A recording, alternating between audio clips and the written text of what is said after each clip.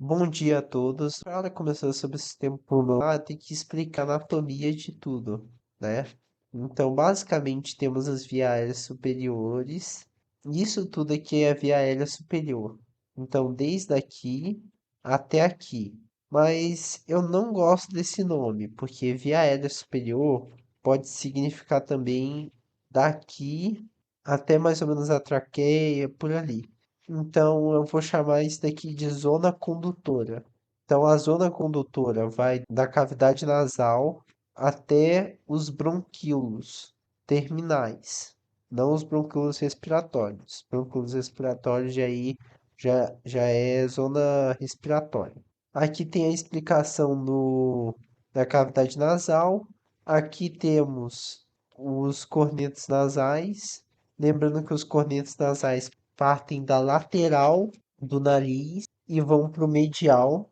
E aqui temos as cavidades nasais. Inclusive, a gente vai falar sobre sinusite. Deixa eu ver. Sim, vamos falar sobre sinusite.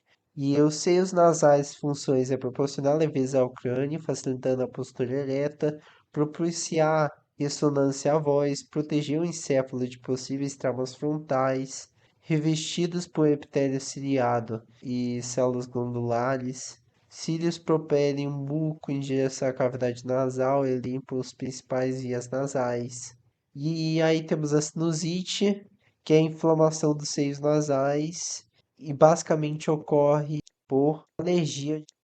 Mas temos que lembrar também que a sinusite causa dor de cabeça, tosse e outros sintomas. Bom, agora vamos falar sobre laringe e o mais importante a gente aprender é sobre isso daqui, ó. Com a laringe aberta, a abdução total, aí temos a abdução moderada, posição intermediária, que é tipo um sussurro alto, aí temos um estágio do sussurro e a fonação. Ou seja, o que significa? Que quanto mais fechado, mais som ele produz. E quanto mais aberto, mais passagem de ar ele produz. Normalmente temos a epiglote, e a epiglote serve para não passar comida da faringe para a laringe. Aí temos os tipos de células da zona condutora, que temos células calciformes, células basais, células colunares ciliadas, células granulares, células em escova, camadas de células musculares lisas, abaixo do epitélio da cartilagem hialina, enfim, aqui está a representação e aqui estão as funções. Aqui vamos chamar de zona respiratória. A zona condutória termina no terminal bronquiolar e a zona respiratória começa nos bronquíolos respiratórios e vai até os alvéolos. Aqui temos a caixa torácica, em que temos a pleura parietal, a pleura visceral e a cavidade pleural, os músculos intercostais. E aqui podemos ver também uma visão do mediastino, porque quando a gente for ver a radiografia, um exame de imagem, a gente pode ver o mediastino. Nessa imagem aqui está alguns tipos de doença, porque alguns exames de imagem de certas seções do mediastino pode denunciar certas doenças. Importante saber aqui quais são as seções do mediastino. Então temos o mediastino anterior, mediastino médio, mediastino posterior. Aí temos o mediastino superior. Aí temos o compartimento superior e o compartimento inferior. Bom, aqui temos o espaço interpleural, onde está entre as pleuras e temos nele a cavidade pleural, o espaço interpleural, né? E o sistema linfático normalmente drena o excesso de líquido pleural e deixa com pressão negativo. O líquido pleural tem a função de permitir o deslizamento entre as pleuras, não permitindo o atrito e permitindo a expansão do pulmão. E aqui podemos ver a pressão intrapleural, tanto na inspiração como na expiração. Podemos ver que está negativo nessa cavidade. Aqui vemos um pneumotórax hipertensivo, que é quando há uma perfuração na pleura, o ar flui para dentro e o pulmão colapsa para o tamanho não estirado. E aqui tem algumas propriedades da cavidade pleural, enfim. Aqui temos o derrame pleural, que é quando grandes quantidades de líquido se acumulam no espaço pleural. Aí as causas é bloqueio de drenagem linfática da cavidade pleural, insuficiência cardíaca, infecção, qualquer inflamação na cavidade pleural. E como tem uma grande quantidade de líquido, não vai ter uma pressão adequada para manter o pulmão firme ali. Aqui temos a estrutura do sistema respiratório, onde podemos ver as células alveolares do tipo 1, que permitem as trocas gasosas, ó. Onde que elas estão? Elas estão aqui, ó. Bem nesse ponto aqui. E temos as células alveolares do tipo 2, que sintetiza o surfactante pulmonar, que a gente vai explicar mais para frente, não se preocupe. E aqui temos o que há entre a célula alveolar do tipo 1 e a arteríola. E podemos ver que temos um endotélio, um plasma, um epitélio alveolar, enfim, várias coisas. Bom, e aí vamos falar sobre o surfactante pulmonar. O surfactante pulmonar, ele tem a capacidade de aumentar a complacência pulmonar, que é a capacidade de estirar, complacência, estirar, e diminuir a tensão superficial alveolar. Porque sem o surfactante pulmonar, o ar iria fluir diretamente para o alvéolo mais largo, porque a pressão é maior nos alvéolos pequenos. Então ele vai para o alvéolo que tem menos pressão. Bom, aí temos os músculos da respiração e aqui fala exatamente os músculos, ó. Temos a cavidade torácica se expandindo na inspiração por causa dos músculos intercostais externos se contraindo, o diafragma contraindo. Aí quando o diafragma relaxa e os músculos intercostais externos relaxam, aí a cavidade torácica se contrai. Enfim, aí temos aqui outros músculos que entram no meio dessa história. Temos o esternocleidomastoide, temos os escalenos, os intercostais externos, o diafragma, para os músculos inspiratórios, e o transverso abdominal, reto abdominal, oblíquo externo e intercostais internos para os músculos expiratórios. E aí temos as zonas do pulmão. Então temos a zona 1, que é a ausência de fluxo sanguíneo durante todas as fases do ciclo cardíaco. Zona 2, que é fluxo sanguíneo intermitente. Zona 3, que é quando há fluxo sanguíneo contínuo. Por quê? O que que acontece?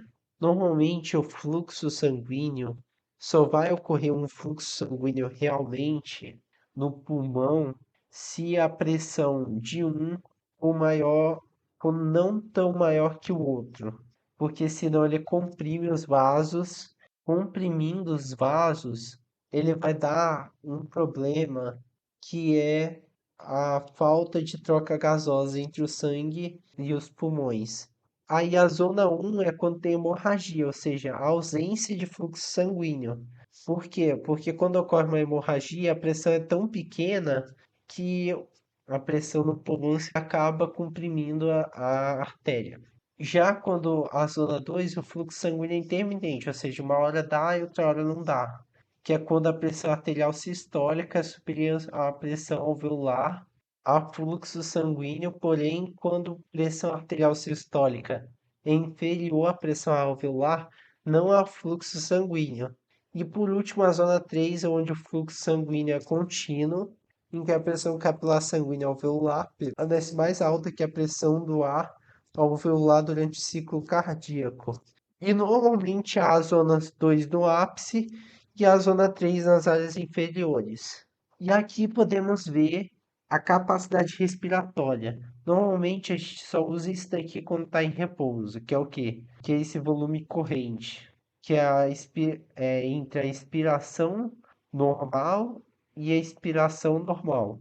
Mas quando, por exemplo, a gente inspira demais, aí o que que acontece? Aí a gente usa daqui para cá. Esse espaço se chama capacidade inspiratória. Agora, quando a gente expira demais, a gente usa daqui para cá. entendeu? Por quê? Isso daqui é a parte da inspiração máxima. E aqui é a parte da expiração máxima. E aqui é o volume que você não vai conseguir tirar dos pulmões. O tanto de ar que você não vai conseguir tirar dos pulmões. E aqui são os outros tipos, né? Que temos a capacidade vital, que é da expiração máxima até a inspiração máxima. Temos a capacidade pulmonar total e temos a capacidade residual funcional, e é isso. Agora temos o espaço morto fisiológico versus o anatômico. Basicamente, o que vocês têm que entender é que o espaço morto fisiológico é diferente do anatômico pelo seguinte aspecto: o espaço morto anatômico é onde não ocorre trocas gasosas, que é a parte condutora. A zona condutora é o espaço morto anatômico. Já a parte em que até ocorre trocas gasosas, mas que não tem ar, aí se chama espaço morto fisiológico. E isso pode ocorrer por conta de problemas de doença mesmo. E o espaço morto fisiológico não só tem esse espaço que é realmente morto fisiologicamente da zona respiratória, como também temos o espaço morto anatômico. Ele inclui espaço morto anatômico. Então, além dos alvéolos, dos bronquíolos e tudo mais, que não tem troca gasosa, inclui o espaço morto anatômico. Bom, e agora temos as trocas gasosas. As trocas gasosas só irão ocorrer se a pressão arterial de oxigênio for menor que a pressão alveolar de oxigênio, aí ocorreu a troca gasosa.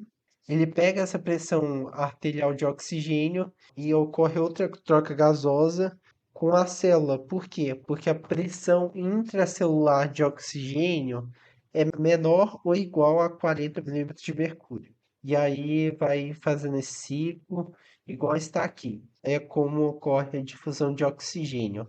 Agora aqui, sob condição de não exercício, o sangue nos capilares pulmonares fica um tempo suficiente para ficar 3 vezes mais tempo do que o necessário. Ou seja, ele já enche de oxigênio, ele já satura de oxigênio o suficiente quando fica um terço do tempo lá. Então, um terço do tempo lá ele já fica enchido de oxigênio. Só que quando aumenta o débito cardíaco, normalmente o tempo que seria de 0,8 segundos no capilar pulmonar vai para 0,3 segundos de capilar pulmonar, ou seja, ele fica quase no limite. Aí nas trocas gasosas também temos que falar sobre o transporte de oxigênio no sangue arterial, que cerca de 98% do sangue entra no átrio esquerdo, proveniente dos pulmões acabou de passar pelos capilares alveolares e foi oxigenado até PO2 em torno de 104 milímetros de mercúrio. Outros 2% que vem da aorta, pela circulação brônquica, que subre basicamente os tecidos profundos dos pulmões e não é exposta ao ar pulmonar. Vem desse lugar da aorta. Esse fluxo de sangue é denominado fluxo da derivação, significando que o sangue é desviado para fora das áreas de troca gasosa. Ao deixar os pulmões, a PO2 do sangue da derivação fica em torno do PO2 do sangue venoso sistêmico normal, aproximadamente 40 milímetros de mercúrio. Quando esse sangue se combina com as veias pulmonares, com o sangue oxigenado dos capilares alveolares, essa chamada mistura venosa de sangue faz com que o PO2 do sangue que chega no coração esquerdo e é bombeado para a aorta diminua para cerca de 95 milímetros de mercúrio. Essas variações do PO2 do sangue em diferentes pontos do sistema circulatório são mostradas na figura 40.2. E aqui está, ó, a figura 40.2. E aqui está uma imagem que eu achei bem interessante, que mostra a artéria bronquial e a artéria bronquial que vem com uma artéria bronquiopulmonar anastomizando, ela passa por aqui, vira sangue venoso e vai para a veia pulmonar. Tá vendo, ó? Segue pela veia pulmonar e aí seria os outros 2%. Agora temos o PO2 dos tecidos periféricos. Aqui, basicamente, o fluido intersticial do PO2, tá? A pressão de oxigênio do fluido intersticial e o fluxo de sangue por porcentagem normal. Então, por exemplo, a quantidade de sangue fluido, né, no caso. Aí aqui tem 1/4 do consumo normal de oxigênio. Aí aqui temos o consumo normal de oxigênio, 4 vezes o consumo normal de oxigênio. E quando o oxigênio está normal, como a gente costuma viver diariamente, a pressão de oxigênio aumenta conforme o fluxo sanguíneo. Então tá aqui, ó. Então a pressão de oxigênio tecidual é determinada pela intensidade do fluxo sanguíneo para os tecidos e a intensidade da utilização de oxigênio pelos tecidos. Então, quanto mais ele consumir, menor a pressão de oxigênio. Além disso, quanto mais intensidade de fluxo sanguíneo para os tecidos, maior pressão de oxigênio. E aqui temos a pressão de oxigênio no sangue pela saturação de hemoglobina. E normalmente, quanto maior a pressão de oxigênio, maior a saturação de hemoglobina. Por quê? Porque normalmente a hemoglobina tem mais afinidade para gás carbônico. E aí, o que que acontece? Para evitar com que a hemoglobina se ligue ao gás carbônico, a pressão de oxigênio tem que ser muito maior, entendeu? Então, enquanto um é 100, o outro acho que era 0,4, alguma coisa assim. Eu não sei se eu vou conseguir achar. Mas vocês entenderam, né? Era muito baixo. E aqui mostra exatamente isso, ó. Sangue reduzido, retornando dos tecidos. Então, normalmente ele está aqui nessa faixa, ó. E aqui sangue oxigenado deixando os pulmões. E aqui, quanto maior a afinidade do oxigênio, mais oxigênio a hemoglobina vai levar. E aí temos os fatores que interferem na saturação de oxigênio. Aqui temos pH. Quanto maior o pH, maior a saturação da hemoglobina. Aqui, quanto menor a temperatura, maior a saturação de hemoglobina. E aqui, quanto a maior a pressão menor, quanto menor, calma aí, eu confundi. Quanto menor a pressão de gás carbônico, maior a saturação de hemoglobina, mais rápido é a maior saturação de hemoglobina, vamos dizer assim. E aqui tem basicamente aquilo que eu falei sobre a saturação de hemoglobina. Cadê? Aqui. Normalmente com zero de pressão de oxigênio, a hemoglobina vai se conectar ao CO. E aí, quanto mais pressão de oxigênio tiver, maior a hemoglobina se conecta ao oxigênio. Aqui tem inervação do sistema respiratório. Aí temos os simpáticos, parasimpáticos. Aí os simpáticos promovem a dilatação, os parasimpáticos a constrição das vias aéreas superiores. Aqui temos o CCR, que é o Centro de Controle Respiratório. E basicamente temos que lembrar de duas coisas.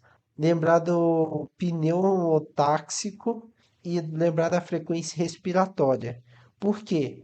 Quando ele está inspirando, quando ele chega no limite da inspiração e ele vai mudar da inspiração para expiração, aí ele aumenta a frequência de potenciais de ação. E aí a pessoa, quando ela expira, aí ela para de produzir potenciais de ação. Então, quanto mais ela inspira e mais ela vai mudando de inspiração para expiração, mais potenciais de ação ela vai produzindo. E aí, quem controla a parada é o pneumotáxico, que está aqui embaixo. Já a frequência respiratória é determinado pelo comando do pneumotáxico. Então, por exemplo, o pneumotáxico determinou que ele vai parar de expirar agora. Aí ele fica mais um tempo, parou de novo, entendeu? Aí isso daí seria teoricamente a frequência respiratória, porque ele vai estar expirando, depois inspirando. Aí ele parou, expirou, inspirou, parou, expirou, inspirou. E assim por diante, entendeu? E aí isso determina a frequência. Tá. Aí temos o sinal de insuflação pulmonar, limita a inspiração. É o reflexo da insuflação de Hering-Breuer, que está escrito aqui. Ele é útil, mas é bom vocês darem uma olhada. Mas está aqui escrito. Se vocês quiserem pausar o vídeo, está aqui. E aqui, basicamente, temos. Eu me esqueci o nome das palavras em inglês. O centro apnóstico, tipo isso. Esse centro apnóstico, ele promove grupo respiratório dorsal, que promove a inspiração forçada. E o grupo respiratório ventral, que faz com que ele expire forçadamente. O pneumotáxico, centro pneumotáxico, ele vai inibir o grupo respiratório dorsal, fazendo com que ele pare de inspirar, que é aquilo que eu já falei. E é isso que eu quis trazer com esse slide. E é isso. Muito obrigado. Até a próxima e falou.